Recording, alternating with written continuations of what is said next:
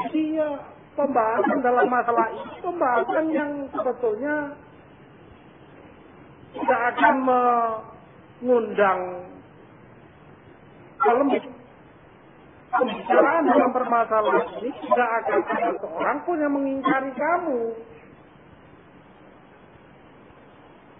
Nggak akan ada usaha tidak menerima kalau ini ciptaan Allah. Saya tidak menerima dan tidak meyakini kalau ini semua kekuasaan Allah. Nggak akan ada seperti itu. Muslim ataupun kafir dia.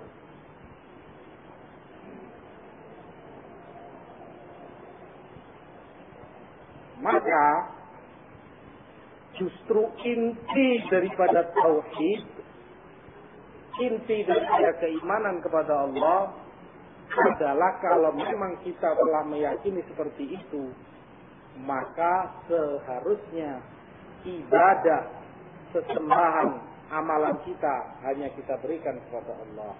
Di sini persimpangan jalan. Di sini akan mengundang kebencian dan permusuhan. Di sini akan tampak siapa yang muwahhid, siapa yang benar-benar mengesahkan Allah dengan sebenar-benarnya makna pengesahan, dengan orang-orang zindiq yang kafir dan musyrik kepada Allah Subhanahu wa ta'ala. Di sini letak persimpangan jalan itu.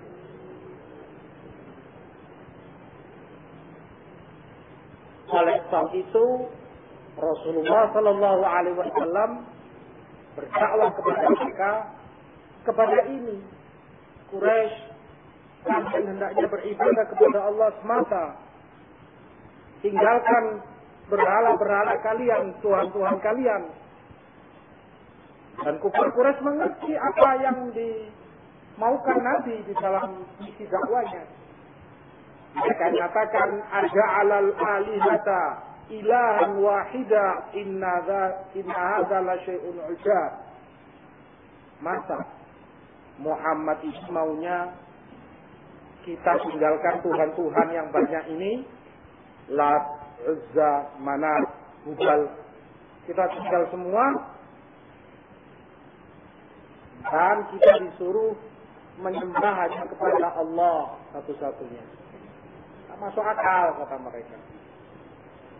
Paham apa yang dimaksudkan Nabi. Wa illa apa beratnya mengucapkan la ilaha illallah. Kenapa paman beliau Abu Thalib tidak mau mengucapkannya di akhir hayatnya? Sekedar mengucapkan apa sulitnya?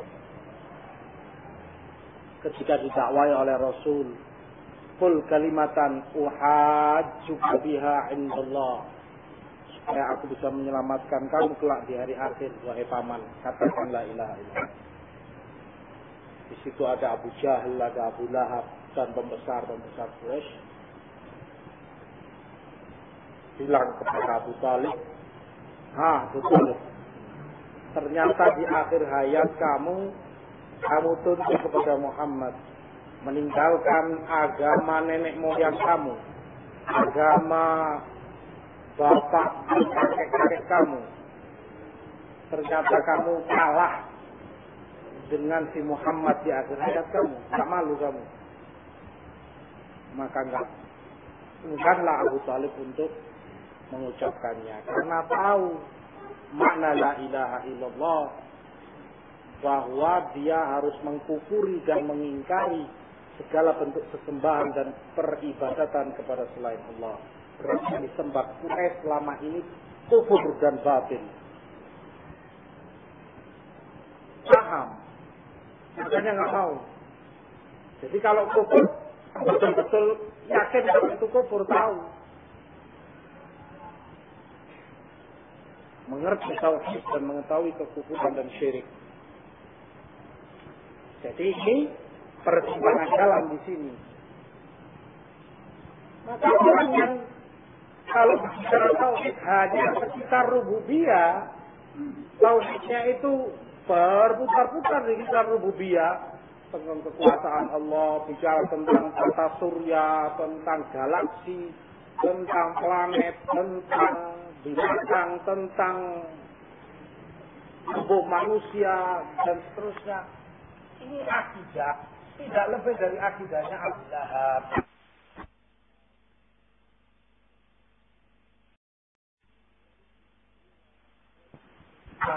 Walid bin Mughirah, akidahnya pembesar-pembesar kufar Quraisy. Alam semesta begitu indah, siapa yang menciptakannya? Hanya itu saja dia bicarakan. Ini akidahnya Abu Lahab dan Abu Jahal. Sama. Tidak ada beda antara kamu dengan Abu Jahal seperti ini.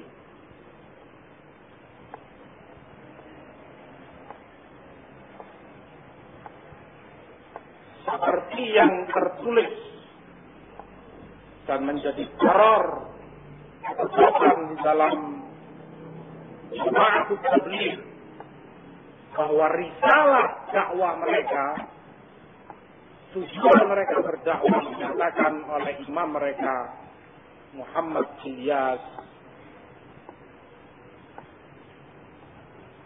mengeluarkan keyakinan manusia yang telah rusak, yang telah berkarat, dibersihkan, dikeluarkan, dibuang, diganti, diisi dengan yang baru.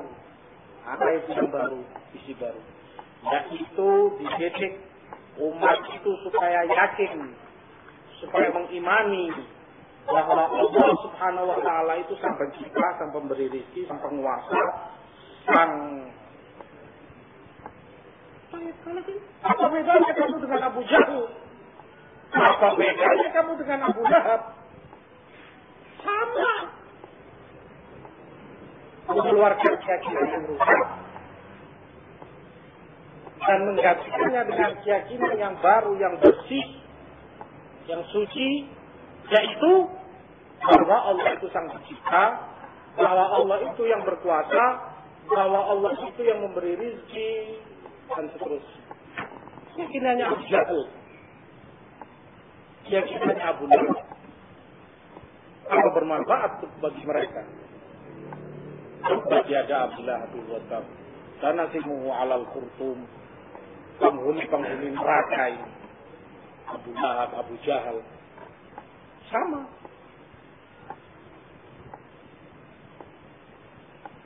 Justru tauhid, iman kepada Allah itu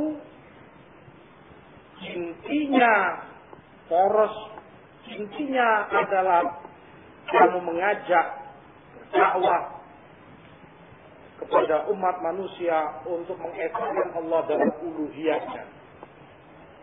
Ketuhanan hanya milik Allah, maka hanya Allah yang boleh disembah. Hanya Allah yang dituhankan. Ibadah dan amalan kamu hanya milik Allah murni. Tidak boleh diberikan sedikit pun kepada kuburan, doa dan permintaan. Tidak boleh diberikan kepada patung dan berhala. Tidak boleh diberikan kepada wali-wali yang telah mati, orang saleh, ataupun yang lainnya. Pepohonan, batu yang angker, haram. Di sini inilah alasan Rasulullah memerangi kufar Quraisy.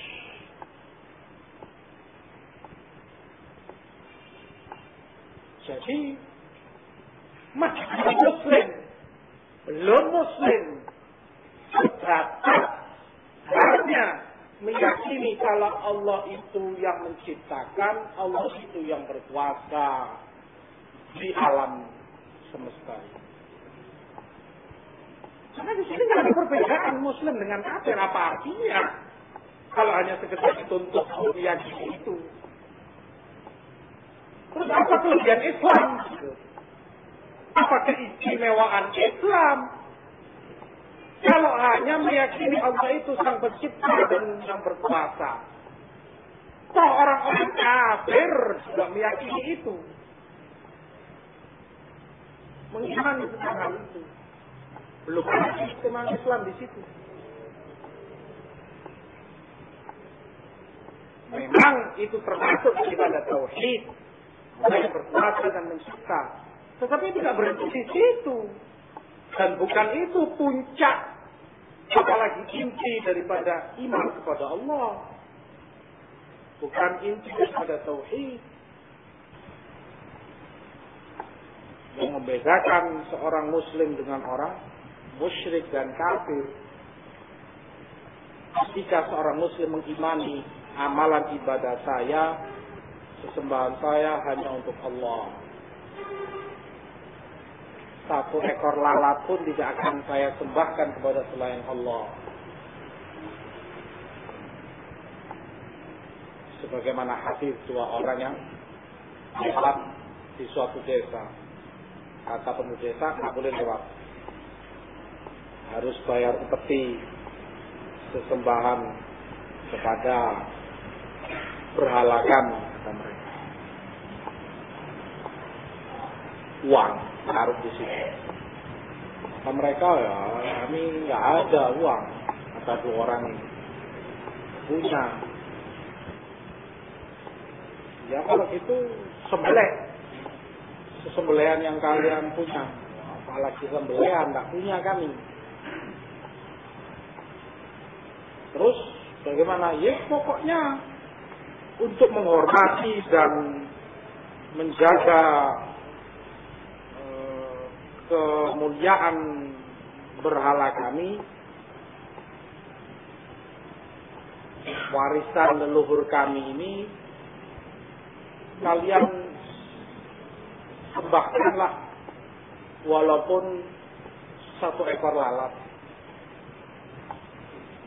Yang satu bilang, setetes darah lalat pun tidak akan saya sembahkan kepadanya.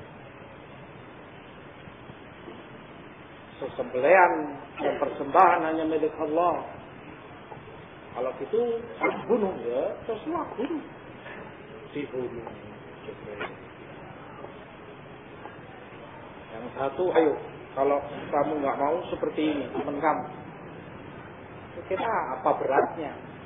Ambil lalat, bunuh, sembahkan kepada berhala itu.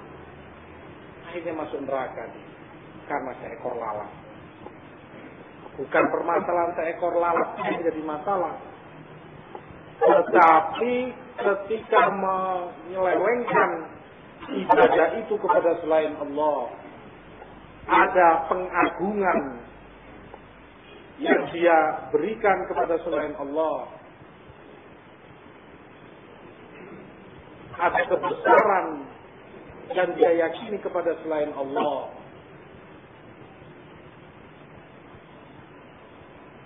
Ini beda antara musyrik dan seorang muslim.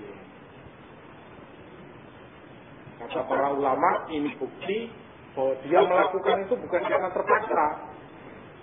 Kalau karena terpaksa lain, Allah ampuni dia karena takut mati misalnya, diperbolehkan. Tapi jika dia lakukan itu karena meyakini berhak si patung atau berhala ini mendapat sesembahan, dimuliakan, maka masuklah neraka dia karenanya. Bukan karena terpaksa. Dengan rela dan senang hati adalah dia lakukan itu. Di sini perbedaannya. Di sini kemudian mereka menuding Ahlul Tauhid dengan berbagai macam tudingan,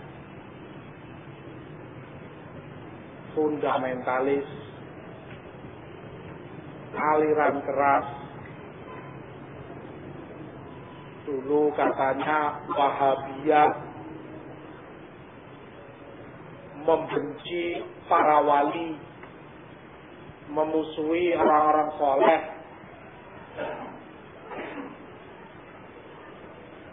dan berbagai macam tudingan batil lainnya. Karena ini persimpangan jalan. Tinggal terlihat di sana siapa yang mukmin, siapa yang musyrik kepada Allah Subhanahu wa taala.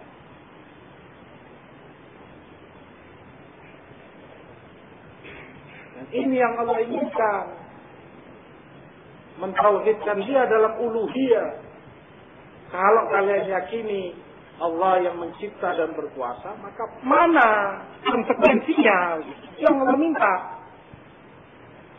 Jangan kalian beribadah, jangan kalian menuhankan sesuatu, kalian sembah kecuali Allah semata.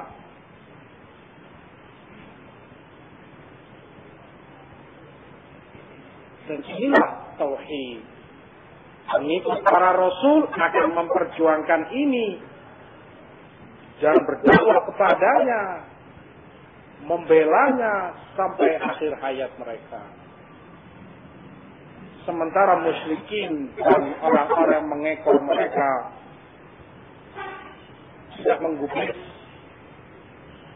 bahkan cenderung untuk melecehkan orang-orang yang berdakwah kepadanya. Mau mencah belah umat. Jangan berbicara tentang khilafiyah. Khilafiyah apa? Khilafiyah antara mukmin dan musyrik. Ya memang ada perbedaan. Dan harus ada perbedaan antara musyrik dan mukmin. Bagaimana tidak dibedakan? Yang satu penghuni neraka, yang satu penghuni surga, kok dibicarakan? Harus dibicarakan. Permasalahan khilafiyah semacam ini wajib untuk dibicarakan. Mana yang tauhid, mana yang syirik. Di situ tampak jelas kejujuran iman seseorang kepada Allah Subhanahu wa taala. Kejujuran ittiba dia, ketaatan dia kepada Rasul sallallahu alaihi wasallam. Inilah kenapa Rasulullah dimusuhi kufar Quraisy. Kenapa beliau dimusuhi, diperangi oleh kaumnya? Karena mengajarkan tauhid rububiyah. Karena Rasulullah mengajarkan kepada mereka kalau Allah yang menciptakan mereka, Allah yang berkuasa di atas mereka, kemudian dimusuhi. Kemudian para sahabatnya disiksa sedemikian rupa hanya karena mengucapkan Allah itu yang mencipta dan berkuasa. Mustahil. Padahal mereka sendiri yang meyakini hal itu. Ada sesuatu yang menjadikan mereka benci dan antipati, memusuhi Rasul dan dakwahnya. Aja'alal alihata ilahan wahida inna hadza la syai'un ujab. Di sini karena beliau mengajarkan pada mereka untuk tidak menyembah dan beribadah kepada selain Allah, berkalah mereka.